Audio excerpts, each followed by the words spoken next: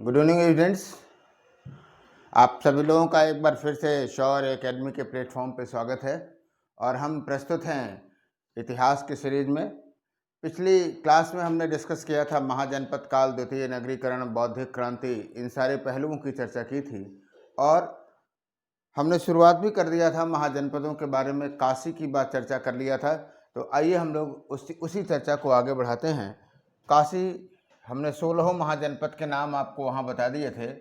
काशी, कौशल, अंग, मगध, वज्र, मल्ल, चेद, दिवस, कुरु, पांचाल, मत्स्य, सूरसेन, अश्मक, अवंती, गांधार, कंबोज।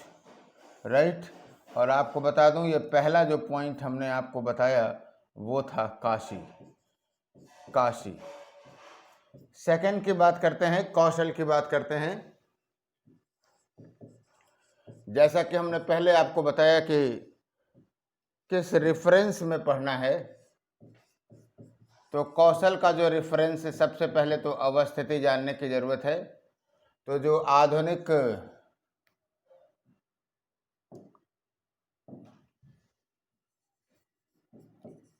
फैजाबाद मंडल का जो आधुनिक फैजाबाद, श्रावस्ती का जो वो है, क्या कहते हैं, क्षेत्र है, ये उस समय कौशल कहलाता था। राइट। और अगर आप देखें तो कौशल जो था वो दो भागों में बटा हुआ था, उत्तरी कौशल और दक्षिणी कौशल। उत्तरी कौशल की जो राजधानी थी वो थी आपकी श्रावस्ती, और दक्षिणी कौशल की राजधानी थी क्या रे, कुशावती।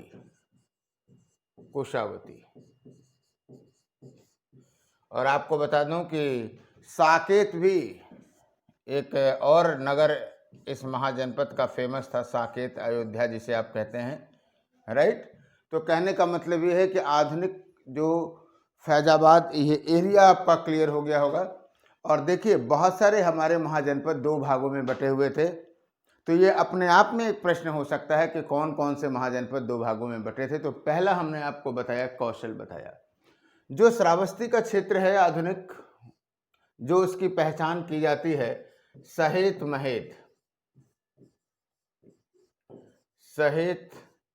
महेत। राइट। और आपको बताऊं, बुद्ध काल में अगर आप देखेंगे तो यहाँ पर एक बिहार हुआ करता था, जेतवन बिहार। कभी इसकी कहानी आपको बताऊंगा, जेतवन बिहार। राइट। जेतवन बिहार, राजकुमार जेत ने इस पूरे वन को 18 करोड़ मुद्राओं में खरीदा था। क्लियर है। तो यहाँ जेतवन बिहार हुआ करता था। और यहाँ के अगर हम बात करें, क्या कहते हैं कि राजनीतिक की बात करें, तो कुछ इंटरेस्टिंग राजनीतिक और सांस्कृतिक आप दोनों कह सकते हैं। काशी तो हमने बता ही दिया था, ये कौशल चल रहा है। तो कुछ रोचक बातें हैं जिसमें कहानियां अधिक हैं। कहानी आप लोगों को बहुत अच्छी तरह से याद भी रहती है, बस ये ध्यान देने की जरूरत है कि वहां से प्रश्न कैसे पूछा जाएगा। तो आइए हम आगे बढ़ाएं, चर्चा को आगे बढ़ाते हैं। यहाँ का जो शासक है, एक नाम मिलता है महाकौशल। नाम से क्लियर हो गया, महाकौशल। राइट। और वास्तव में महाकौशल की लड़की का नाम मिलता है महाकौशला देवी। और सूचना मिलती है हमें जातक ग्रंथों से कि महाकौशल ने अपनी पुत्री महाकौशला देवी का विवाह किया मगध के राज्य, ये आपका रहा मगध के राजकुमार, मगध के बिंबसार से किया था। ये कहानी याद रखिएगा, जब हम लोग मगध साम्राज्य को अलग से पढ़ेंगे तो भी आपको बताएंगे। महाकौशल ने अपनी पुत्री महाकौशला देवी का विवाह किया, किससे? बिंबसार से किया। और आपको बताऊं कि दहेज में इसने काशी का प्रांत दे दिया, काशी का प्रांत दहेज में दिया। आपको बताया था कल ही कि काशी पर कौशल का अधिकार हो गया था कंस के समय में, और काशी कहा यह जाता था, ये जो काशी का पार्ट है ये अब मगध साम्राज्य को दे दिया गया, और इससे 1 लाख स्वर्ण मुद्राएं जो हैं वो मिलती थीं, और साथ ही साथ ये कह दिया गया कि यह जो धन है वो क्या है, रानी के श्रृंगार के लिए है। तो जाहिर सी बात है इतना श्रृंगार पे खर्च नहीं होता था, लेकिन आदमी एक परंपरा रही है कि भाई चलिए ठीक है, लोग दे देते हैं कि अपन दहेज कहिए या गिफ्ट कहिए, दहेज तो नहीं कहूँगा, इसे एक गिफ्ट शादी के समय में उपहार के रूप में कहा गया है ना। तो ये पार्ट था, काशी प्रांत उसको दे दिया गया था। अब आपको बताऊं कि महाकौशला देवी के बाद की कहानी को केवल सुनते जाइए और समझिए। वास्तव में क्या है कि अगर आप देखें तो इसके बाद महाकौशला देवी, इसके बाद महाकौशल के बाद एक नाम मिलता है प्रसन्नजीत का, प्रसन्नजीत का। और जब मगध साम्राज्य पढ़ेंगे तो बिंबिसार के बाद मिलेगा अजातशत्रु का, और माना यह जाता है कि अजातशत्रु जो है महाकौशला देवी का लड़का नहीं था, और इसीलिए प्रसन्नजीत थोड़ा सा नाराज हुआ कि भाई उसका भांजा उत्तराधिकारी नहीं हुआ, काशी का प्रांत उसने दिया हुआ था। तो प्रसन्नजीत ने आक्रमण किया किस पे, मगध पे आक्रमण किया, और उस समय था जो शासक था वो था अजातशत्रु। आपको बताऊं कि पहली बार प्रसन्नजीत पराजित हुआ, नीचे तीर मतलब पराजित हुआ, और भाग करके एक माली के घर उसने शरण लिया, और बाद में उसी की लड़की मल्लिका से उसने विवाह किया। ये कहानियां हैं, मिथक हैं, कभी आपसे पूछा जा सकता है। मैंने पहले भी कहा कि इतिहास का वो पार्ट जो मिथक में है, कहानियों में है, वो भी आपसे पूछा जाता है। तो प्रसन्नजीत ये रहा। लेकिन जब उसने दोबारा आक्रमण किया, सेकेंड अटेम्प्ट में आक्रमण किया, तो उसने अजातशत्रु को पराजित किया। लेकिन यह जो पराजय है वो जानते रहिए मामूली पराजय झड़प में रही होगी।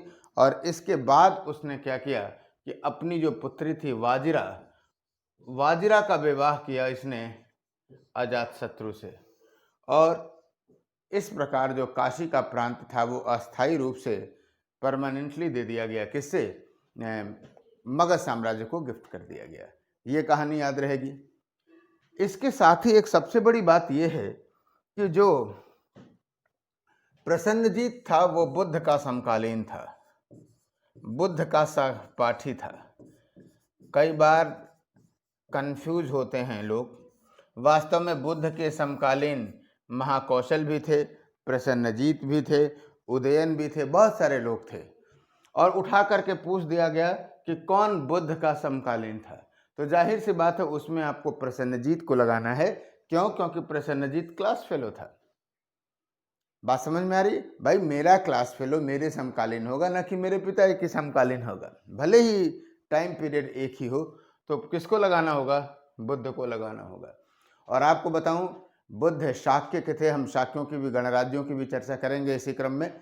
हमने कहा ना कि हमारे किसी भी लेक्चर प्लान में कोई जल्दबाजी आपको नहीं मिलेगी।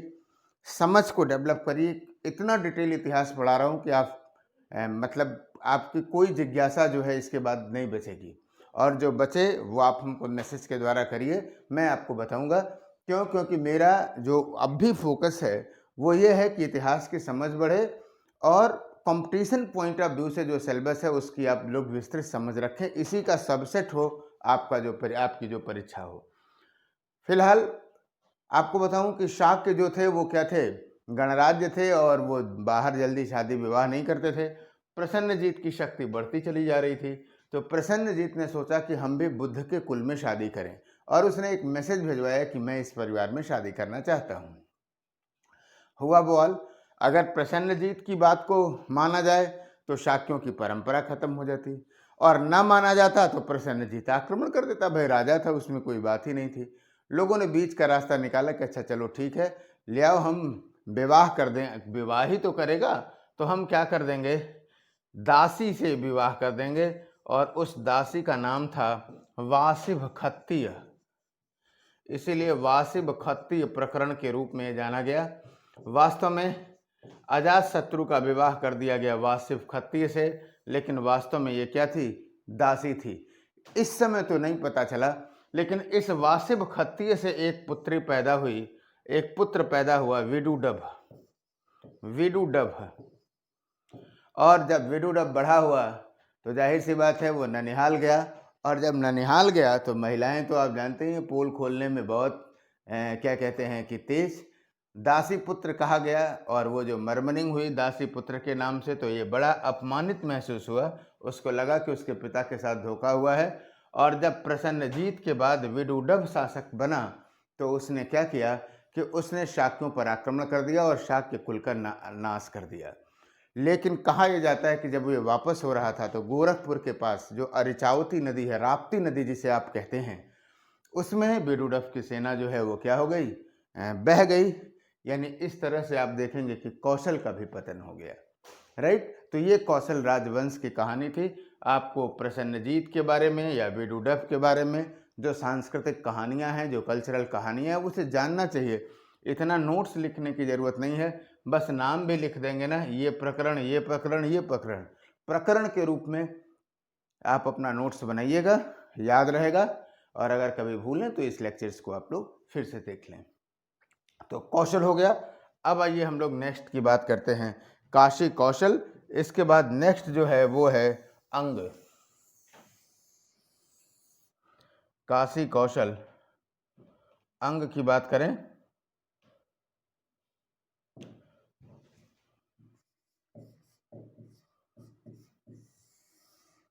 अंग, ये रहा आपका अंग मगध के बीच में।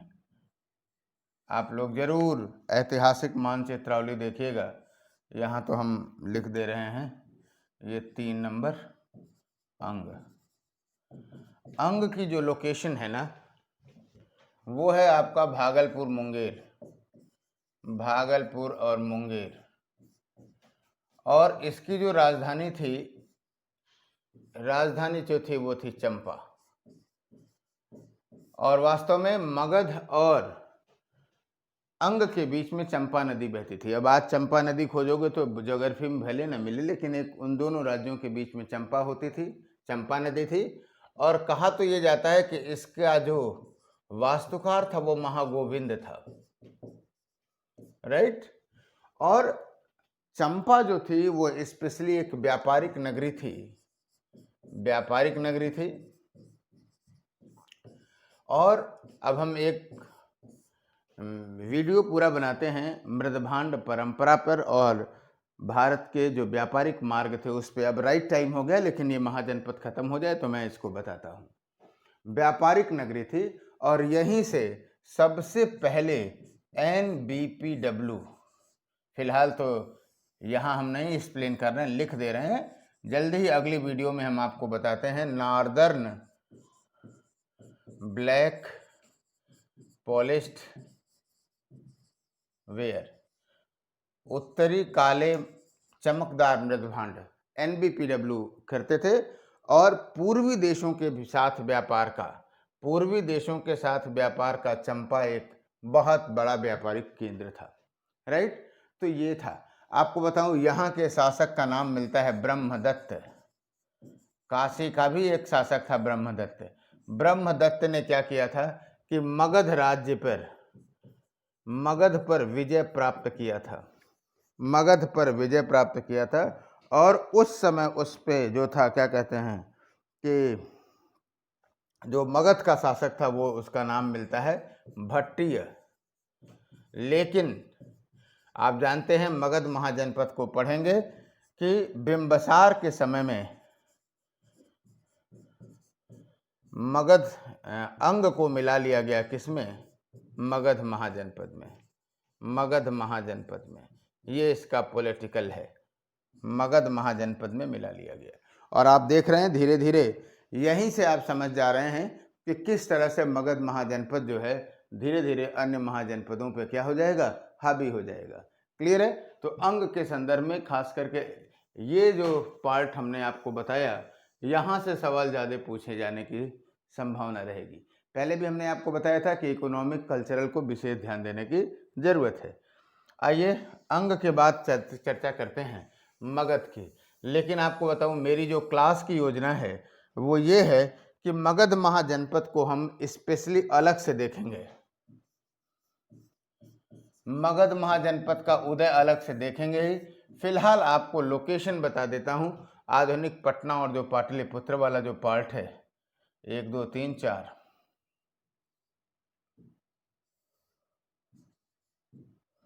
मगध।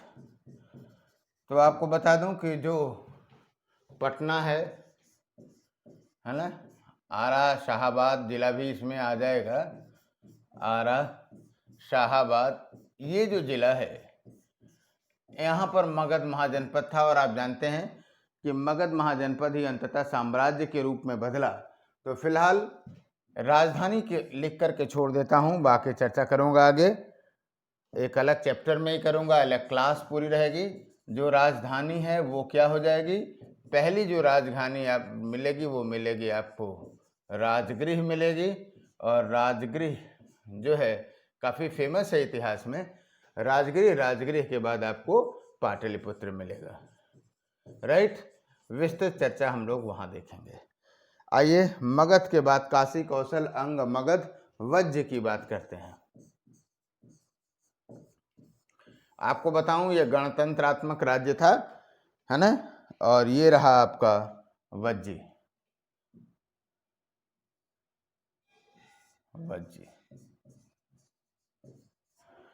वज्जी 8 कुलों का, 8 कुलों का संघ था ये। जब हम संघात्मक शासन प्रणाली की चर्चा करेंगे तो वहाँ आपको बता देंगे। स्पेशली यहाँ पे लिच्छवी भी थे, है ना। तो 8 कुलों का संघ था। बताऊंगा इनकी शासन प्रणाली कैसे चलती थी। और राजधानी वैशाली, बसाड़ या वैशाली, और हिमालय की तराई में तो था ही ये बसाड़ वैशाली। यानी ये जो आप ये कह सकते हैं कि बिहार से सटे जो वज्जी जो पार्ट था वो आप ये कह सकते हैं कि तराई में था और वैशाली के आसपास था। तो लोकेशन हो गया, राजधानी हो गया। राजधानी जो थी इसकी वैशाली थी। क्लियर है। और वास्तव में इसे अजात शत्रु के द्वारा मिला दिया गया। तो इसकी कहानी हम उसी समय बताएंगे, मगध महाजनपद के समय। राइट, तो कैसे इसका ये हुआ, शासन प्रणाली भी वहीं चर्चा होगी, गणतंत्रात्मक शासन प्रणाली, और फिर इसकी भी। तो नेक्स्ट आते हैं वज्र के बाद मल्ल। नेक्स्ट जो महाजनपद है वो है आपका वज्र के बाद मल्ल।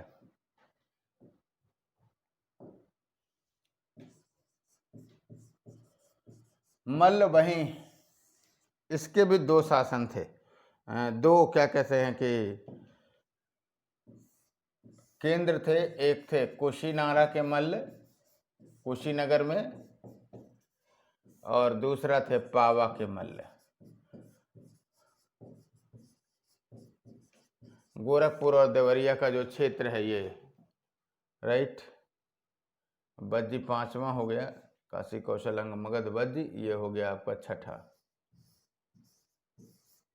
मल्ल। राइट, और जानते हैं कि सांस्कृतिक नगरी होने की वजह से ये फेमस रहा। कुशीनगर में निर्वाण प्राप्त हुआ बुद्ध को, और पावा जो पवनार यानी पड़रौना, यहाँ पे हुआ महावीर स्वामी को। बाकी कोई खास अहमियत इसकी नहीं रही। क्लियर है। नेक्स्ट जो पॉइंट, नेक्स्ट महाजनपद हमने बताया वज्र मल्ल चेदी। कई पॉइंट ऑफ व्यू से ये महत्वपूर्ण है। चेद इसलिए भी महत्वपूर्ण है, पहले तो हम लोकेशन उसी खंड में देखें, रुहेलखंड एरिया में। रुहेलखंड और बुंदेलखंड में लोग बहुत कंफ्यूज होते हैं। ये ऊपर वाला बरेली वाला जो पार्ट है वो रुहेलखंड का है।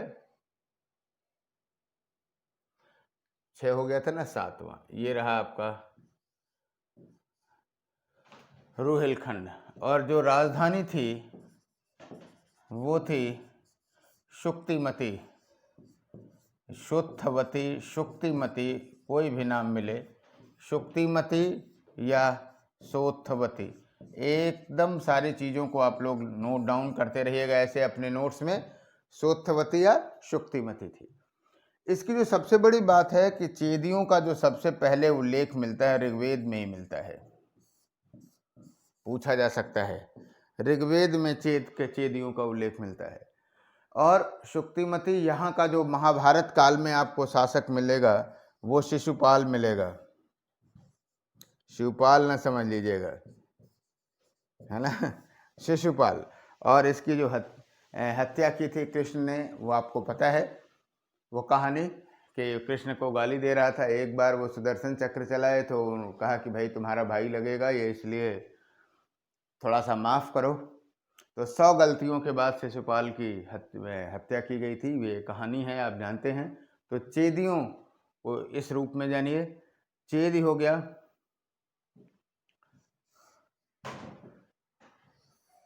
अब आते हैं चेद के बाद वत्स आते हैं। चेद के बाद नेक्स्ट शासक आते हैं, नेक्स्ट महाजनपद आते हैं वत्स। वास्तव में जो वत्स है इसका लोकेशन है इलाहाबाद, यानी अब प्रयागराज है, इलाहाबाद, कौशाम्बी और कुछ पोर्शन है चित्रकूट का। चित्रकूट का 5, 6, 7 इधर ही है, ये 8 मान लीजिए, 8वां जो है वत्स है, राइट। और इसकी जो राजधानी थी वो थी कौशाम्बी। और आपको बता दूं स्पेशली कौशाम्बी मानी जाती है बौद्धों एवं जैनों दोनों का केंद्र थी। कई बार यही सवाल स्टेटमेंट ही पूछा हुआ है कि निम्नलिखित में से कौन जैनों और बौद्धों दोनों के लिए केंद्र था, तो कौशाम्बी है। और यहाँ पर एक आपको मिलेगा घोषिताराम विहार, काफ़ी चर्चित रहा, बौद्ध में आपको बताऊंगा। घोषिताराम जो विहार है उदयन ने बनवाया था, यहाँ के शासक ने। बाद में इसे पुष्यमित्र शुंग ने जलवा दिया था, क्योंकि माना जाता है कि यहाँ के बौद्ध भिक्षुओं ने विद्रोह किया था, तो फिर इस घोषिताराम विहार को ही जलवा दिया था उसने। फिलहाल यहाँ का जो शासक नाम मिलता है वो नाम मिलता है उदयन, राइट, बुद्ध के समकालीन था। 2 सांस्कृतिक घटनाएं हैं, उसे आप जानते रहिए। यहाँ एक अवंती एक बहुत बड़ा शासक होगा, अभी हम लोग चर्चा करेंगे। तो इसका जो विवाह था वो अवंती की राजकुमारी स्वप्न वासव दत्ता से हुआ। बाद में इसी पे नाटक भी लिखा गया, भास ने लिखा, लेकिन स्वप्न वासव दत्ता, है ना, स्वप्न वासव दत्ता हमने किताब का नाम लिख दिया, थोड़ा सा संशोधित करने दीजिए। वास्तव में जो राजकुमारी का नाम था वो था वासव दत्ता। और कहानी क्या है? कहानी ये है कि एक बार उदयन शिकार करते हुए अवंती राज्य में चला आया गलती से, और उसे गिरफ्तार कर लिया उदयन के सैनिकों ने। बाद में वासव दत्ता से मुलाकात हुई और वासव दत्ता से प्रेम हुआ, फिर उसने विवाह कर लिया, तो उदयन ने उसे छोड़ दिया। ये तो ये मिलता है। एक दूसरी कहानी मिलती है कि मगध की जो पुत्र मगध राजकुमारी से भी, बिंबसार की पुत्री से भी इसका विवाह हुआ था, राजकुमारी से विवाह हुआ था।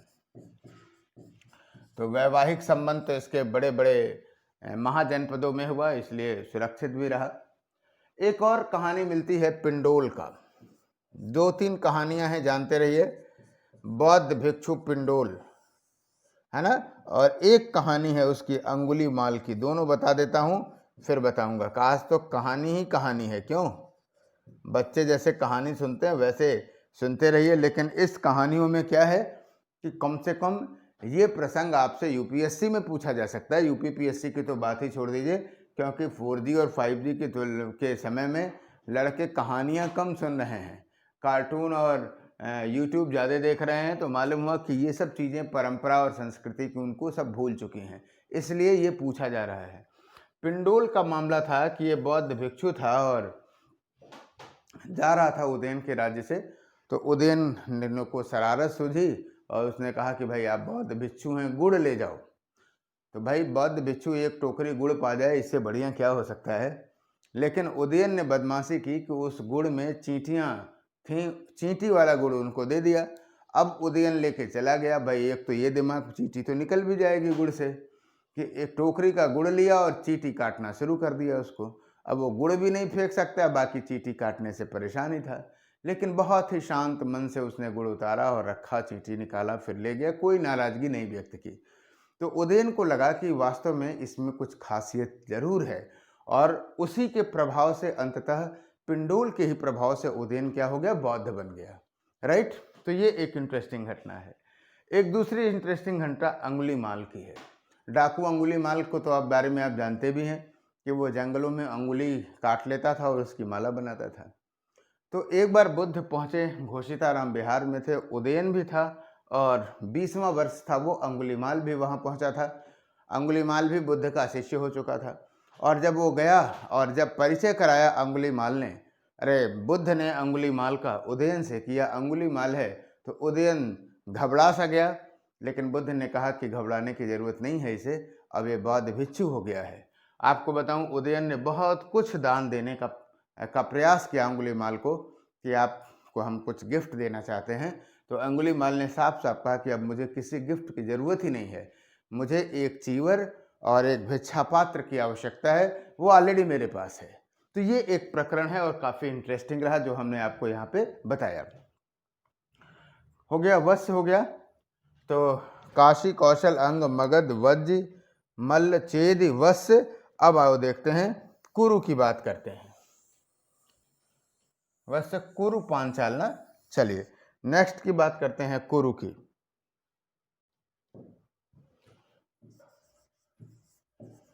जाहिर सी बात है, जो थानेश्वर का जो पार्ट है कुरु का, दिल्ली भी कह सकते हैं, दिल्ली हरियाणा, ये इस रेंज में था। राइट, हरियाणा। और इसकी जो राजधानी थी वो थी इंद्रप्रस्थ था, इंद्रप्रस्थ। आज तो रेलवे स्टेशन भी है ना, इंद्रप्रस्थ था। हस्तिनापुर, हस्तिनापुर इसका एक अन्य शहर था। यहाँ की खासियत आपको बताऊं, दो चीजें। पहली चीज तो आप ये जानिए कि यहाँ पर मित्र उपाधि के वाले सिक्के मिले हैं, कभी भी पूछ लेगा, क्योंकि मित्र उपाधि वाले जो सिक्के हैं वो ईरान में चलते थे, तो कहीं न कहीं व्यापारिक संबंध रहा होगा। दूसरी चीज, महाभारत काल में एक कहानी मिलती है निचक्षु की, और कहा यह जाता है कि महाभारत काल में जो हस्तिनापुर है वो गंगा नदी में प्रवाहित हो गया, प्रवाह हो गया। उसके बाद निचक्षु ने कौशाम्बी को राजधानी बनाई थी, और कौशाम्बी यमुना नदी तट पे था। तो ये एक सांस्कृतिक पार्ट है, इसे जानने की जरूरत है। कुरु हो गया। अब आइए, ये रहा ऊपर कुरु, जो भी नंबर हो ये कुरु जान लीजिए। क्लियर है। अब नेक्स्ट पे आते हैं पांचाल पे।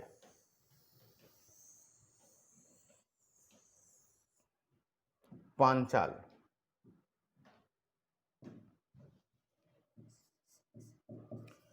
पांचाल जो था वो आप देखेंगे ये भी दो भागों में बटा हुआ था, उत्तरी पांचाल और दक्षिणी पांचाल। एरिया अगर आप देखेंगे तो बुंदेलखंड एरिया था।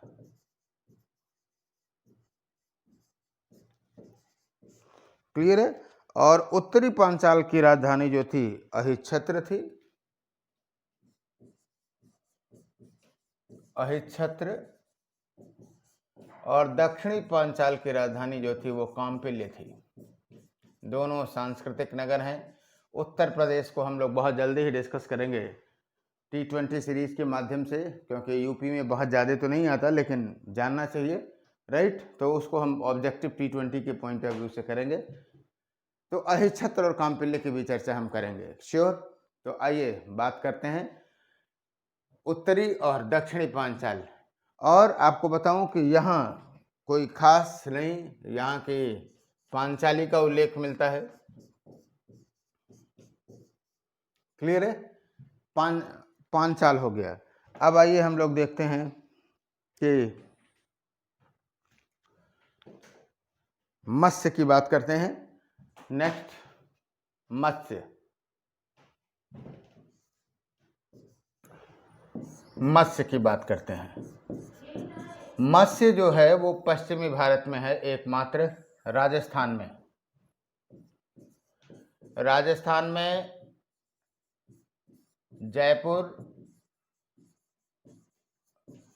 जयपुर है, दौसा भी आप कह सकते हैं, दौसा और अलवर का भी क्षेत्र मान सकते हैं। और इसकी जो राजधानी थी वो थी विराटनगर। वास्तव में अगर आप देखेंगे तो महाजनपद काल में कोई खास महत्वपूर्ण नहीं रही, लेकिन आगे चल करके मौर्य काल में एक बहुत मतलब प्रशासनिक केंद्र बना।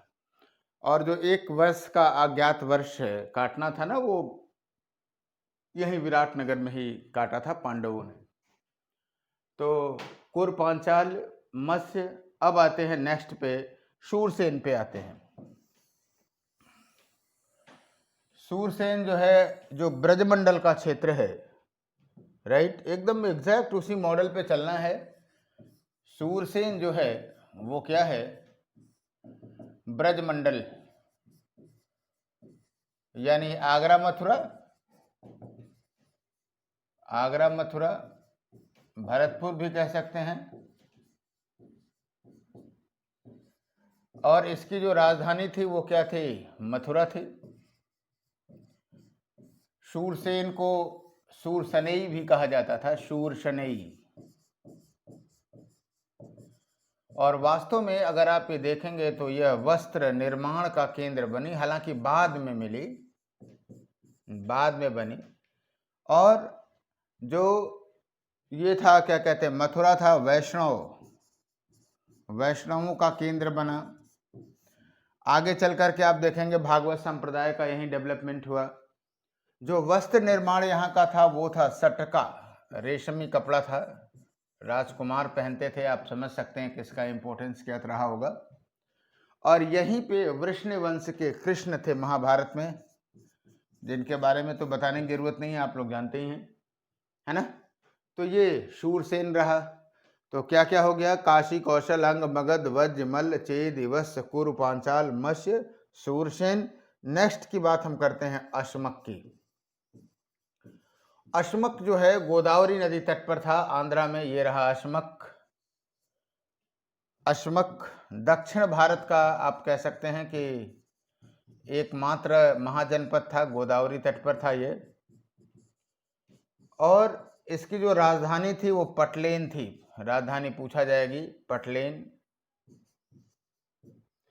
और यहां पर हमें इक्ष्वाकु वंशी राजाओं का उल्लेख मिलता है, इक्ष्वाकु वंशी, बाकी कोई खास नहीं।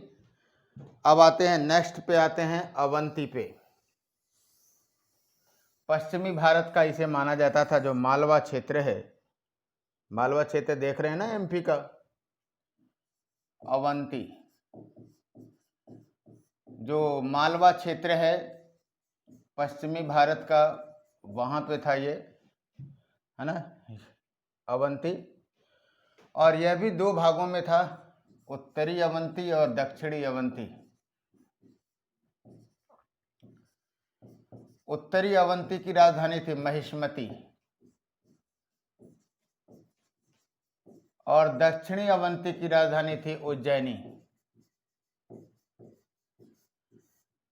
और यहाँ का जो सबसे बड़ी इंपॉर्टेंस ये थी कि यहाँ पर पूरे विश्व में सबसे पहले इस्पात का कारखाना बनाया गया।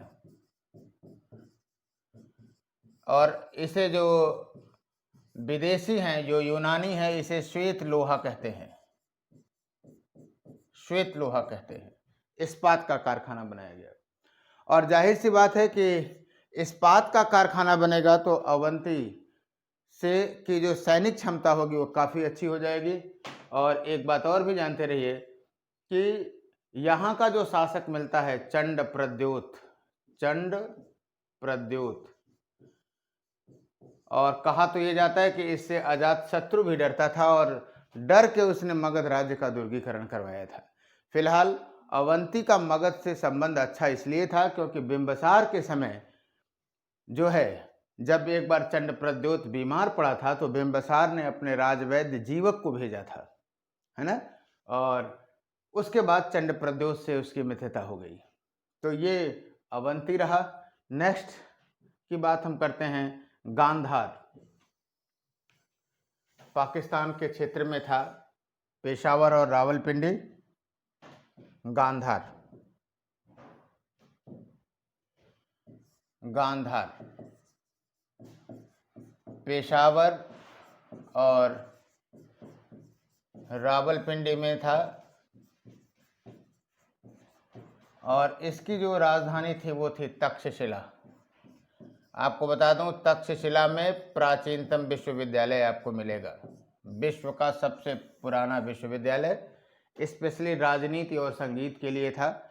कहा तो ये जाता था कि अगर तक्षशिला के आप विद्यार्थी हैं और अन्य जगह चले गए तो वहाँ के आचार्यत्व का पद आपको वैसे ही दे दिया जाता था। तो चाणक्य यही का था, राइट। एक और आपको कहानी बताऊं, तक्षशिला के संदर्भ में ये कहा जाता है कि यहाँ पर बुद्ध ने अपना सिर काट करके दान में दे दिया था। और एक और कहानी है कि इसका जो निर्माण था वो लक्ष्मण के पुत्र तक्ष ने किया था। तो ये गांधार रहा। यहाँ की भेड़ें बहुत फेमस थीं, ऊन के लिए जाना जाता था ये, राइट, ओके। और नेक्स्ट जो है, अंतिम जो है वो है कंबोज। कंबोज आप ये कह सकते हैं कि जो दक्षिणी अफगानिस्तान और कश्मीर का जो क्षेत्र है, दक्षिणी अफगानिस्तान और जो कश्मीर का क्षेत्र है वो कंबोज के अंतर्गत था, और इसकी राजधानी जो थी वो हाटक थी, और ये घोड़ों के लिए काफ़ी फेमस था, घोड़ों के व्यापार के लिए। और गांधार और कंबोज को अर्थशास्त्र में कहा गया वार्ता शस्त्रोपजीवी, यानी ये लड़ाई लड़के ही अपनी कमाई करते थे। यानी इतिहास में भी परंपरा से ही ये लड़ाई झड़ाई का काम करते थे। तो आज अगर ये ऐसा काम कर रहे हैं तो परेशान होने की ज़रूरत नहीं है, ट्राइबल लक्षण हैं इसमें। तो फिलहाल ये हमने आपको महाजनपदों के बारे में बताया। कल हम महाजनपद काल के कुछ और पक्षों की भी चर्चा करूँगे, आर्थिक पक्ष की चर्चा करूँगा और कुछ व्यापारिक मार्गों की भी चर्चा करूँगा, राइट। तो आज की क्लास में बस इतना ही। बहुत बहुत धन्यवाद जुड़े रहने के लिए। अपने पढ़िए इस सीरीज को और अधिक से अधिक लोगों को इस चैनल से जोड़िए, जैसे इतिहास का लाभ उन्हें भी प्राप्त हो सके, राइट, ओके।